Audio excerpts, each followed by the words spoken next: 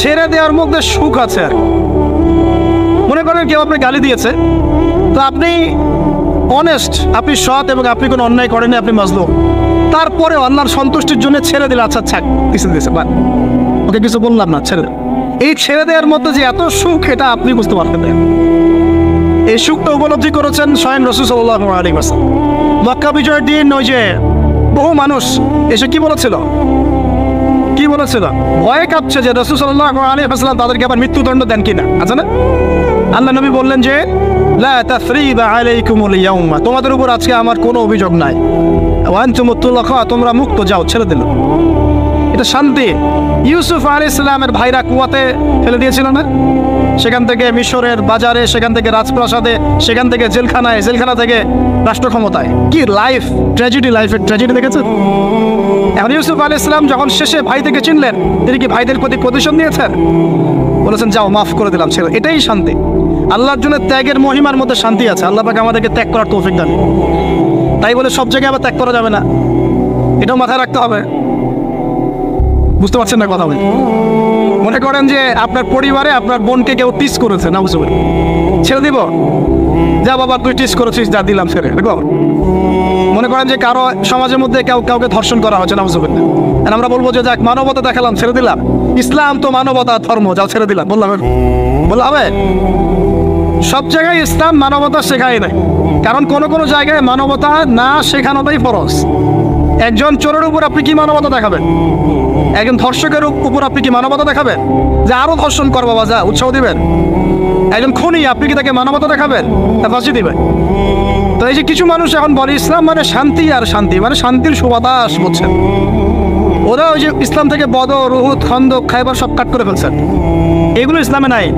ইসলামে শুধু আছে সালাম, সালাম, আফসুস সালাম, খালি সালাম দিবা আর তোমরা কি করবো, খাবার খাওয়াবা, ব্যাস। আর ইসলামের যে আরো বড় বড় বিধানগুলো আছে, এগুলো পাশ কাটিয়ে এড়িয়ে যাবে। ইসলাম তো শান্তির ধর্ম। আর বাবা শান্তি মানে কি? শান্তি মানে আল্লাহর বিধানগুলো মেনে নিয়ে আল্লাহর সামনে আত্মসমর্পণের মধ্য দিয়ে শান্তি অর্জন কর। এই হলো ইসলামের ডেফিনেশন। আল্লাহ পাক আমাদেরকে পূর্ণাঙ্গতা বোঝার তৌফিক দান করুন, আমিন। হ্যাঁ, যেটা বলছিলাম প্রিয় ভাইরা, অন্যের কষ্ট উপলব্ধি করে আমরা সারা বছর অন্যের স্বার্থকে অগ্রাধিকার দিব ইনশাআল্লাহ। যদি আমাদেরকে কেউ কষ্ট দেয়, আল্লাহর ওয়াস্তে মাফ করে দিবেন, তবে যেখানে মাফের কোনো সুযোগ নেই সেখানে মাফ করতে যায়। আল্লাহ পাক বোঝার তৌফিক দান। 4, রমাদান দিয়ে গেছে, গরিবের কষ্ট উপলব্ধি করার মানসিকতা। যখন না খেয়েছিলাম তখন গরিবের কষ্ট বুঝি নাই। না খেয়ে থাকলে কেমন লাগে, পানি না পান করতে পারলে কেমন লাগে। হ্যাঁ, এটা আল্লাহ পাক কেন দিয়েছেন? যাতে করে আমরা সমাজের এই দুস্থ মানুষগুলোর কষ্ট বুঝতে পারি। আল্লাহ পাক সারা বছর আমাদেরকে গরিবের সেবা করার তৌফিক দান। আর এখন গরিবের রক্ত খুব চুষে খাওয়া হয়, তাই না ভাই? গরিবের রক্ত চোষা একটা সমাজ চলতেছে, আর রক্ত চোষা একটা অর্থনীতি চলতেছে। এই অর্থনীতির জনক বাংলার মাটিতে না, এই অর্থনীতির জনক পশ্চিমের। এটা সারা বিশ্বে ফর্ম করা হয়েছে। এর মধ্য দিয়ে গরিবের রক্তকারী চুষতে থাকবে। কারা চুষবে? পুঁজিবাদীরা। কারা চুষবে? এটা আবার কি? কোনো ওয়াজে তো শুনি নাই পুঁজিবাদ আবার কি জিনিস। এটাকে ক্যাপিটালিজম বলে। পুঁজিবাদ মানে সমাজের একটা অংশের মানুষের কাছে ধন সম্পদ কক্ষীভূত হবে, বাকিরা আস্তে আস্তে গরিব হতে থাকবে দিন দিন। এটা হচ্ছে কিনা? সমাজে এই স্তরবিন্যাসটা বাড়ছে কিনা? এই তো ঢাকা শহরে গিয়ে দেখেন না, বড় বড় কিছু জায়গা, গুলশান, বনানী, বাড়িধারা, এই বসুন্ধরা, দেখবেন খালি টলেস্ট বিল্ডিং, প্রতিযোগিতা। আর একটা বড় অংশ দেখবেন খালি বস্তি। এই যে দেখছেন তারতম্য, দেখছেন? এটা সারা বিশ্বে হচ্ছে সুদের কারণে। কিসের কারণে ভাই? 1 নম্বর সুদের কারণে, 2 নম্বর দুর্নীতির কারণে, 3 নম্বর হচ্ছে এই যে বোগাস একটা মনিটরি সিস্টেম চলছে এর কারণে। এটা বোঝেন খুব ভালোই যে কি দিতে হবে? খাদ্যদ্রব্য দিতে হবে, দিরহাম দেওয়া যাবে না, ফিতরা, তাই না ভাই? এটা তো খুব ভালোই বোঝেন। নবী সাল্লাল্লাহু আলাইহি ওয়াসাল্লাম যে গোল্ড দিনার আর সিলভার দিরহাম ইউজ করতেন, আপনি এখন কাগজের টাকা ইউজ করেন কেন? বলেন এখন কথা বলেন। এটা তো খুব ভালোই বুঝলেন যে খাদ্যদ্রব্য দিয়ে ফিতরা দিব। খাদ্য দিয়েছেন নবী, খাদ্যই দিব। চাল দিয়েছেন, চাল। খেজুর, কিসমিস। তাহলে নবী তো দিনার আর দিরহাম ইউজ করেছেন, তা আপনি এখন কাগজের টাকা ইউজ করেন কেন? আমি যে 5-10 বছর আগে বলছিলাম যে এই সিস্টেমটার মধ্যে সমস্যা আছে, তখন তো খারেজি মানলেন ফতোয়া একদম। তখন তো খারেজি মারলেন ফতোয়া। এখন এতটুকু বুদ্ধি মাথায় আসে না? দিনার দিরহাম এটাই ইসলামিক কারেন্সি, এটাই ইসলামিক কারেন্সি। আমরা যেগুলো চালাচ্ছি এগুলো ইসলামিক কারেন্সি নয়, কিন্তু পুরো বৈশ্বিক প্রেক্ষাপটে আমরা মানতে বাধ্য হচ্ছি। ইসলামিক খেলাফতই ইসলামিক পলিটিক্যাল ভিউ, কিন্তু সারা বিশ্বে খেলাফত নাই, আমরা মানতে বাধ্য হচ্ছি। ডেমোক্রেসি, সেকুলারিজম মানতে বাধ্য হচ্ছি। এটা বাধ্য হয়ে আমরা করছি, কিন্তু তাই বলে তো ইসলামিক জিনিস আর অন ইসলামিক জিনিস একাকার হয়ে যায় নাই, হয়ে গেছে। পর্দা, শরিয়া পর্দা পুরো উপর থেকে প্রতিষ্ঠা নাই, অনেকেই বেপর্দায় চলছে। আমরা তো বেপর্দা সমাজে চলতে বাধ্য হচ্ছে, হচ্ছে না? হচ্ছে কি না? এটা বাধ্য হয়ে আমরা করছি, কিন্তু কেউ কি মেনে নিয়েছে এটা? এই ইন্টেলেকচুয়াল ল্যাকিংসের কারণেই তো আজকে এই অবস্থা। প্রিয় ভাইয়েরা, বোঝার চেষ্টা করেন গভীর থেকে। রমাদান মাস গরিবের কষ্ট উপলব্ধির মাস ছিল। আল্লাহ পাক আমাদের সবাইকে গরিবের কষ্ট বোঝার তৌফিক দান করুন। আর আল্লাহর ওয়াস্তে চেষ্টা করবেন গরিব মানুষের খাওয়ানোর, এতিমের দায়িত্ব নেয়ার। প্রত্যেকটা এলাকায় এলাকায় এতিমখানা গড়ে তোলেন, এতিমদেরকে ফ্রি পড়াশোনার ব্যবস্থা করেন, তাদেরকে কোরআন শেখান, তাদের পিছনে টাকা ইনভেস্ট করেন, তাদের মাথায় হাত বোলান। আল্লাহ রহম করবে ইনশাআল্লাহ, আল্লাহ তৌফিক দান করে দেবেন। এরপরে রমজান শিখিয়ে গেছে আমাদেরকে 5 নাম্বার। বেশি লম্বা করবো না, আমি আপনাদেরকে বিরক্ত করতে যাচ্ছি না, আমি 10টা পয়েন্ট বলছি। 5 নাম্বারটা দেখুন, এটা মনোযোগ দেন, এটা খুব ইম্পর্টেন্ট। রমজান দিয়ে গেছে কোরআন। রমজান কি দিয়ে গেছে ভাই? এটাই তো সবচেয়ে বড় কথা নাকি? রমজানের সবচেয়ে বড় কথা কি? এই মাসে কি হয়েছে? কোরআন নাজিল হয়েছে। তো রমজান মাস চলে গেছে, কি আমরা কি কোরআনটাকে এখন বন্ধ করে রেখে দিব ভাই? রমাদান মাসে কারা কারা কোরআন খতম করেছেন হাত তোলেন দেখি। সুবহানাল্লাহ, মাত্রই কয়জন? রমাদান মাসে কোরআন খতম করেছেন কারা কারা? অন্তত একবার। আল্লাহু আকবার। আল্লাহ আমাদেরকে মাফ করুন না, আমিন। আল্লাহ আমাদেরকে মাফ করুন না। আমি খুবই হতাশ হলাম। রমাদান মাসে কোরআন অন্তত একটা বার তো খতম করা উচিত ছিল নাকি ভাই? আচ্ছা, রমজানের সম রাখেন কেন জানেন? রমজান মাসে কোরআন নাজিল হয়েছে, এটা রমজানের সম্মান। আল্লাহ পাক বলেন নাই শাহরুর রমাদান আল্লাযী উনজিলা ফীহিল কোরআন? আল্লাহ পাক বলেন নাই রমজান সেই মাস যেই মাসে কোরআন নাজিল হয়েছে? ইন্না আনজালনাহু ফী লাইলাতিল কদর, কদরের রাতে আমি কোরআন নাজিল করেছি। তাহলে রমাদান মাসে কোরআন পেয়েও যারা কোরআন পড়লো না, বুঝলো না, খতম করলো না, আমি তাদের জন্য আফসোস ছাড়া কিচ্ছু করতে পারছি না। আচ্ছা যাই হোক, যা করেছেন তওবা করা যাবে তো ইনশাআল্লাহ? আমার সাথে বলেন আস্তাগফিরুল্লাহ আল্লাযী লা ইলাহা ইল্লা হুয়াল হাইয়ুল কাইয়্যুম ওয়া আতুবু ইলাইহি। আল্লাহ আমাদের সবাইকে কোরআন তেলাওয়াত করার তৌফিক দান করুন, সবাইকে কোরআন তেলাওয়াত শেখার তৌফিক দান করুন। আর ভাই, যোগ্যতা অর্জন করে তো দিনের কাজ করতে হবে, আগে তো কোরআন তেলাওয়াত করা শিখতে হবে নাকি? আল্লাহ পাক সবাইকে কোরআন তেলাওয়াত শেখার তৌফিক দান করুন, কোরআনের তাফসীরগুলো পড়ার তৌফিক দান করুন। আল্লাহ পাক প্রতি মাসে কমপক্ষে একবার করে কোরআন খতম করার তৌফিক দান। আল্লাহর রাসূল রমজান মাসে কোরআন এক খতম করতেন।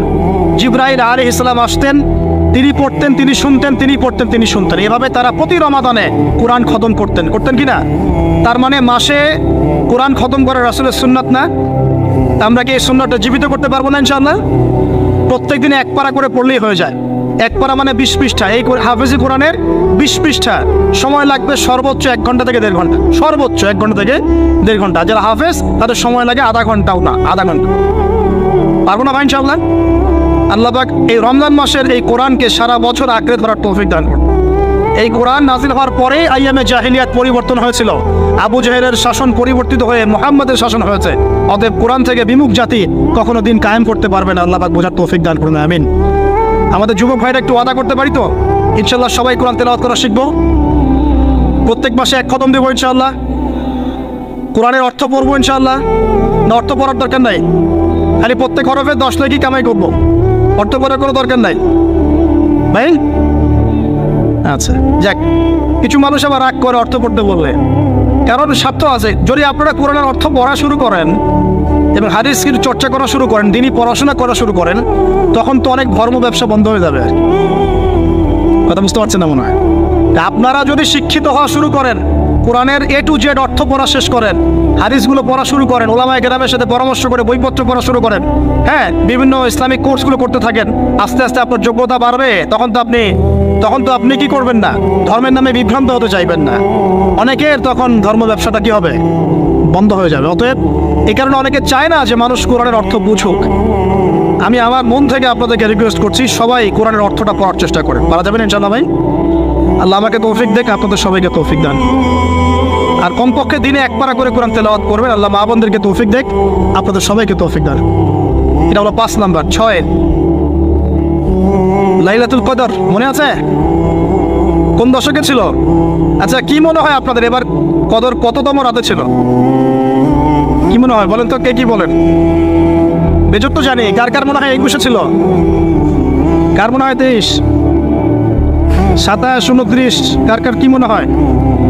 আমি আমার জীবনে, এবার আমি আমার অভিজ্ঞতা বলি, আমার জীবনে এইরকম রমাদান আমি কখনো কাটাই নাই। আমার কাছে মনে হয়েছে এই রমজানেও আল্লাহ আমাদের প্রতি নারাজ হয়ে আছে।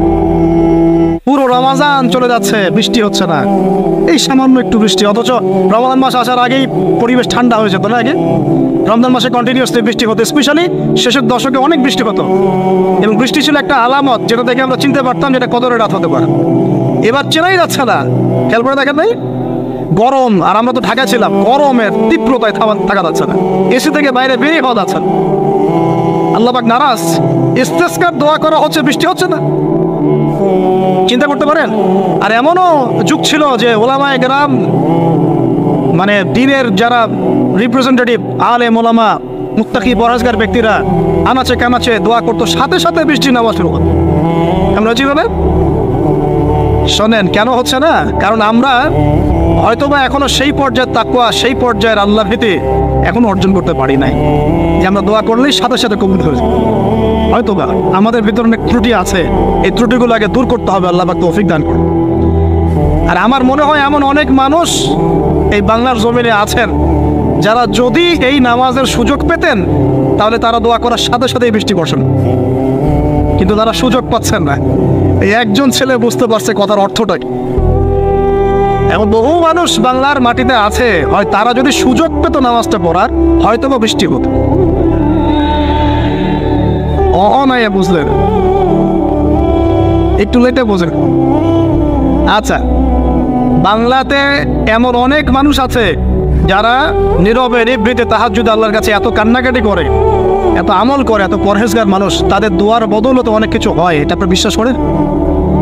বিশ্বাস করতে হয়। আল্লাহ পাকের এই বান্দারা দুনিয়াতে আছে বলেই বহু কিছু হয়। আল্লাহর অনেক আযাব গজব আল্লাহ পাক উঠিয়ে নেন। আর এখন যে অবস্থা হয়েছে, আমরা সবাই বেশিরভাগই, আমরা সবাই বলবো না, বেশিরভাগই আমরা সুবিধাবাদী মুসলিম হওয়ার চেষ্টা করছি। ইসলামের যে অংশগুলো পালন করলে খুব মজা লাগে এইগুলো আমরা পালন করতে চাই, যেগুলো পালন করলে সমস্যা হতে পারে আমরা গায়ে দাগ লাগতে দিতে চাই না। মানে আমি চলবো ঠিক, গায়ে যেন একটা আচরণ না লাগে, কেউ ভালো মন্দ না বলে, গালিগালাজ না করে, সুন্দরের মতো চলবো আর কি। অথচ এই সুন্নত নবী সাল্লাল্লাহু আলাইহি ওয়াসাল্লামের তাকদীরও জোটে নাই। বুঝেছে? বুঝতে হবে। আল্লাহ পাক আমাদের সবাইকে পরিপূর্ণ কোরআন সুন্নাহ ফলো করার তৌফিক দান করুন, আমিন। এই লাইলাতুল কদর নিয়ে কথা বলছিলাম, এটা পাওয়ার জন্য ইতিকাফ করেছিলাম কিনা? অনেকে করেছেন। রাত জেগেছেন কিনা? এই যে রাত্রি জাগরণ করার যে ব্যাপারটা, এটা কি রমজানের শিক্ষা? রমজানের ছেড়ে যাওয়া একটা চেতনা কেমন? রাত জাগরণের মধ্য দিয়ে আল্লাহকে পাওয়া যায়। তারাবি পড়েছেন, তাহাজ্জুদ পড়েছেন না? এই তাহাজ্জুদে আপনি আল্লাহর কাছে চেয়েছেন, দোয়া করেছেন, আল্লাহকে ডেকেছেন, জিকির করেছেন, তখন আল্লাহর সাথে আপনার একটা গভীর সম্পর্ক ছিল না? এই সম্পর্ক রমজান যাওয়ার সাথে সাথে কি বন্ধ করে দেব? সারা বছর ধরে রাখবো ইনশাআল্লাহ, আমিন। আচ্ছা, 7 নম্বর ভাই, রমাদানে আল্লাহ রাব্বুল আলামিন আমাদের অনেককেই কিন্তু তারাবি পড়ার তৌফিক দিয়েছেন, দেন নাই? এখন তারাবি এবং নামাজের বিষয়টা কেমন ছিল? আমরা একটা ঐক্যবদ্ধভাবে কাজ করেছি না? একসাথে সবাই মিলে তারাবি পড়েছি, একসাথে আমরা সালাত পড়েছি। এই রমজানের এই যে ঐক্যের শিক্ষাটা, এই শিক্ষাটা কিন্তু রমজান চলে যাওয়ার সাথে সাথেই আমরা আবার বিভক্ত হওয়া শুরু করি। আমরা এই তারাবি, সালাত, জামাতের সালাত, সাদাকাতুল ফিতর, ঈদের জামাত, এগুলোর মধ্যে একটা শিক্ষা নিব, সেটা হলো ঐক্যের চেতনা। কিসের চেতনা ভাই? আমরা সমাজের মধ্যে একটা ঐক্য নিয়ে আসার চেষ্টা করবো। আল্লাহ পাক তৌফিকের আয়াত করুন, বলি আমিন। 8 নম্বর, রমজান মাসে আমরা যাকাত দিয়েছি অনেকে, সাদাকাও করেছেন অনেকে। দান সাদাকা বেশি বেশি করেছেন, যাকাত দিয়েছেন, সাদাকাতুল ফিতর দিয়েছেন, মাশাআল্লাহ। এই কাজগুলো কেন করেছেন? যাতে সাদাকার মধ্য দিয়ে আমাদের গুনাহগুলো মাফ হয়ে যায়।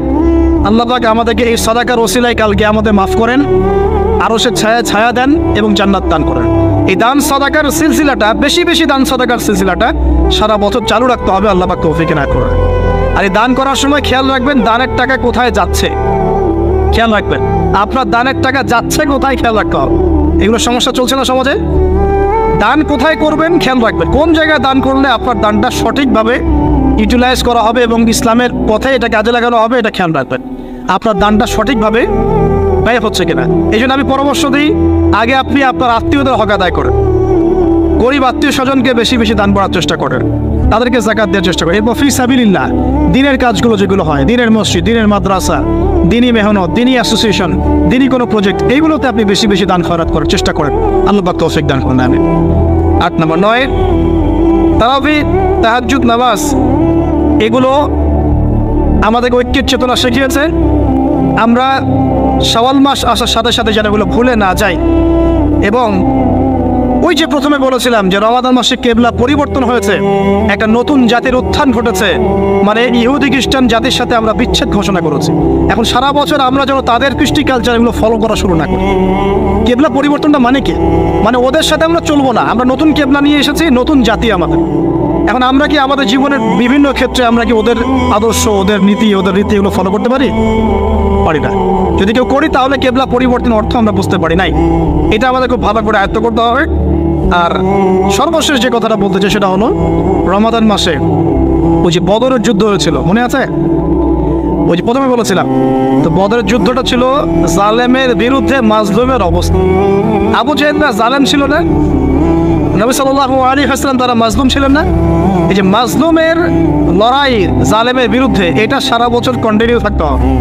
এটা কেমন? আমাদের সবার নফসই এখন জালেম, জালেম কি না? নফস তো চায় উড়ে বেড়াতে, আল্লাহর বিধান মানতে চায় না, নামাজ পড়তে চায় না, দান সদকা করতে চায় না, যাকাত দিতে চায় না, সব দুনিয়াবি বিষয়ে ব্যস্ত থাকতে চায়। নফসকে আগে কন্ট্রোল করেন, নফসের জুলুমগুলো আগে দমন করেন। পরিবারে বহু জালেম আছে না? পরিবারের মধ্যে জুলুম বন্ধ করেন। তারপরে আস্তে আস্তে অর্থনীতি ব্যবসায় আসেন, এখানে জুলুম আছে না? এই জুলুম বন্ধ করার চেষ্টা করেন। তারপরে সমাজের মধ্যে অনেক জুলুম হয় না? এই জুলুমগুলো বন্ধ করার চেষ্টা করেন। বদরের চেতনা মানে হচ্ছে সব সর্বস্তরের জুলুমের বিরুদ্ধে মাজলুমের একটা অবস্থান। এই চেতনা রমজান শিখিয়েছে। তো প্রিয় ভাইরা, এই রমাদান চলে গেছে ঠিকই, আমাদের কাছে দিয়ে গেছে প্রথমত শাওয়ালের 6 রোজা, রাখবো তো ইনশাআল্লাহ। দিয়ে গেছে আমাদেরকে তাকওয়া অবলম্বনের মাধ্যমে আল্লাহ ভীতি অর্জন করবো তো ইনশাআল্লাহ। রমাদান দিয়ে গেছে আমাদের সবাইকে যে আমরা গরিবের কষ্ট উপলব্ধি করার চেষ্টা করব। আল্লাহ পাক তৌফিক এনায়েত করুন, আমিন। 4 নম্বর রমজান দিয়ে গেছে আল্লাহর জন্য ত্যাগের একটা মহিমা। আমরা আল্লাহ পাকের জন্য জীবনের সর্বস্তরে ত্যাগ স্বীকার করার মানসিকতা লালন করবো ইনশাআল্লাহ। তো এই যে ঘুমটা আপনি ঘুমাচ্ছেন, ইনশাআল্লাহ আপনার ঘুমটা কি হচ্ছে? ইবাদত হচ্ছে না? আলহামদুলিল্লাহ। আলেম যারা, তাদের ঘুমও ইবাদত। যারা এই যে মুসলিম, মুমিন, মুত্তাকি, আলেম, তাদের ঘুমগুলো কি ইবাদত। এখন ঘুমান শেষ, ঘুমের মধ্যে যদি দুঃস্বপ্ন দেখেন তাহলে আপনি বাম দিকে 3 বার থুতু ফেলবেন, ফেলে আউযু বিল্লাহি মিনাশ শাইতানির রাজিম পড়বেন, পরে পাশ পরিবর্তন করে আবার ঘুমাবেন। এটা হয় না ঘুমের মধ্যে অনেক সময়? অনেকের বোবা ধরে, শ্বাস নিতে পারে না। এগুলো এই জন্যই হয় কারণ তারা ঘুমানোর আগের জিকির আজকারগুলো করেন। নিয়মিত করলে এগুলো সমস্যা ইনশাআল্লাহ হবে না। আপনি নিজের ভালো নিজেই বোঝেন, হুজুরের কাছে দৌড়ানোর দরকার নেই এত বেশি। নিজের বাচ্চাকে এত দৌড়ানো, এই কবিরাজ, ওই কবিরাজ, ওইখানে তাবিজ, এত তো দরকার নাই। তো নিজের আমল নিজে করেন, দেখবেন আপনি আল্লাহ পাকের পক্ষ থেকে নিরাপত্তার মধ্যে আছেন ইনশাআল্লাহ। আল্লাহ তৌফিক দান করুন, আমিন। এরপরে ঘুম থেকে উঠলেন, চেষ্টা করবো আমরা ঘুম থেকে ওঠার কয়টার সময়? 5টায় যদি ফজরের নামাজ হয় বা 4:30টায় যদি ফজরের নামাজ হয়, মিনিমাম 4টায় উঠতে হবে। কয়টায়? 4টায়। এই জন্য যদি অ্যালার্ম দেন করিতে, অ্যালার্ম দিবেন প্রত্যেক 1.5 ঘন্টা পর পর।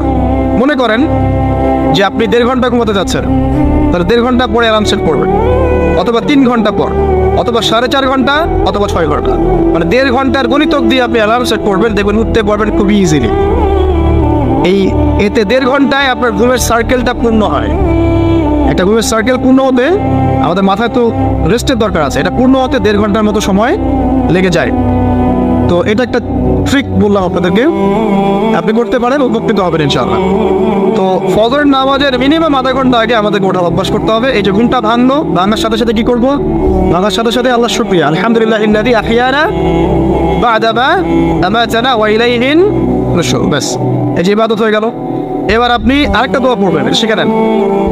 আপনি পড়বেন লা ইলাহা ইল্লাল্লাহ ওয়াহদাহু লা শারীকা লাহু লাহুল মুলকু ওয়া লাহুল হামদ ওয়া হুয়া আলা কুল্লি শাইইন কাদির সুবহানাল্লাহ আলহামদুলিল্লাহ ওয়া লা ইলাহা ইল্লাল্লাহ আল্লাহু আকবার লা হাওলা ওয়া লা কুওয়াতা ইল্লা বিল্লাহ আল্লাহুম্মা ইগফিরলি। এটা পড়ার পরে হাত তুলে দোয়া করেন, যা দোয়া করবেন তাই পাবেন ইনশাআল্লাহ। এটা জানতেন? জানতেন না? তো এই দোয়াটা হচ্ছে দোয়া কবুলের অস্ত্র। ঘুম থেকে ওঠার পর যদি এই দোয়াটা করে দোয়া করেন, ইনশাআল্লাহ দোয়া কবুল হয়ে যাবে ইনশাআল্লাহ। আমাদের জীবনে চাওয়া পাওয়ার কি অভাব আছে? প্রচুর চাওয়া পাওয়া। বৈধ চাওয়া পাওয়াগুলোকে পাওয়ার জন্য আল্লাহর সাথে সম্পর্ক করতে হয়, আর আল্লাহ পাকের সাথে সম্পর্কে কিছু ওসিলা মাধ্যম লাগে। এই দোয়াগুলো হলো মাধ্যম, আমলগুলো হচ্ছে মাধ্যম। তো আল্লাহ পাক যেমনটা বলেছেন, ফাযকুরুনি আযকুরকুম ওয়াশকুরুনি ওয়ালা তাকফুরুন, তোমরা আমাকে স্মরণ করো, আমিও তোমাদেরকে স্মরণ। আল্লাহ পাক তো এভাবে বলেছেন, যখন একজন মানুষ মনে মনে আমাকে ডাকে, আমিও মনে মনে ওকে স্মরণ করি। মনে করেন আপনি মনে মনে আল্লাহকে বলছেন, আল্লাহ আমি অসুস্থ, আমাকে শেফা দাও, বা আমার রিজিকের টেনশন আছে, আমার রিজিকের টেনশন দূর করে দাও, আল্লাহ আমাকে হেফাজত করো, আল্লাহ আমাকে দিনের জ্ঞান দাও, তোমার আনুগত্য করার তৌফিক দাও। এই যে মনে মনে আপনি আল্লাহকে ডাকছেন, নিঃসন্দেহে ওই মুহূর্তে আল্লাহ পাক আপনাকে স্মরণ করছে। সাত আসমান ভেদ করে আরশের উপর থেকে আল্লাহ পাক আপনাকে স্মরণ করছেন। আল্লাহ পাক বলছে, যখন একজন মানুষ জনসমক্ষে আল্লাহকে স্মরণ করে, যেমন আমরা এখন করছি, জনসমক্ষে সবার সামনে আল্লাহর কথা আলোচনা করছি, আল্লাহ পাক বলছেন আমিও তখন এর চেয়ে অনেক উত্তম জনসমাবেশে ওই বান্দাদের কথা স্মরণ করি। এই মুহূর্তে আল্লাহ পাক আমাদের কথা স্মরণ করছেন। আমাদের কোনো ফিলিংস আছে? আল্লাহ আমাদের কথা স্মরণ করছেন, ওই যে যুবক ছেলে বসে বসে ফোন টিপছে, কোনো ফিলিংস আছে? মানে মনস্তাত্ত্বিকভাবে অন্তরে যখন নূর থাকে না, পাপ করতে করতে যখন অন্তরটা কলুষিত হয়ে যায়, কোনো ফিলিংস কাজ করে না। খুন করবে, কোনো ফিলিংস নাই। সুদ খাচ্ছে, কোনো ফিলিংস নাই। জেনা করছে ডেইলি, কোনো ফিলিংস নাই। দেখবেন ঘুষ নিচ্ছে, দুর্নীতি করছে, মানুষের সম্পদ আত্মসাৎ করছে, যারা বলবেন ফিলিংসও নাই আমি একটা পাপ করছি। কখন এরকম হয় জানেন? যখন এক কথায় যখন মানুষ পাপ করতে করতে করতে করতে, এই যে কলব বলে একটা কথা আছে, এই কলবের উপরে কালো কুৎসিত একটা মরিচা পড়ে যায়, তখন আর ফিলিংস কাজ করে না। তো ফিলিংস কাজ করানোর বুদ্ধি কি? দুইটা বুদ্ধি আছে। এক, বেশি বেশি কোরআন তেলাওয়াত করা, তাহলে অন্তরের মরিচা দূর হয়ে যাবে ইনশাআল্লাহ। আর দুই হচ্ছে বেশি বেশি মৃত্যুর কথা স্মরণ করা, তাহলে মনের মধ্যে যে কালিমাগুলো আছে আস্তে আস্তে দূর হবে ইনশাআল্লাহ। মৃত্যুর কথা কে স্মরণ করে? এখন মানুষের চলাফেরা করে এমন ভাবে যে কোনোদিন মরবেই না। কে স্মরণ করে? যে টেবিলের তল দিয়ে ঘুষ নিচ্ছে, ও স্মরণ করে মৌতের কথা? যে মেয়েটা বোরখা পরে যে ডেটিং করে বেড়াচ্ছে, জেনা করে বেড়াচ্ছে, ও কি মৃত্যুর কথা স্মরণ করে? যে ছেলেটা এখনকার যুব সমাজের বেশিরভাগই মাদকের সাথে সম্পৃক্ত, গার্লফ্রেন্ড বয়ফ্রেন্ড অ্যাফেয়ার্সে আছে, হ্যাঁ, টিকটক প্রজন্ম, আড্ডাবাজি করে সময় কাটায়, গুন্ডামি করে, মাস্তানি করে, এর মধ্যে কোনো ফিকির আছে? একজনকে বড় দায়িত্ব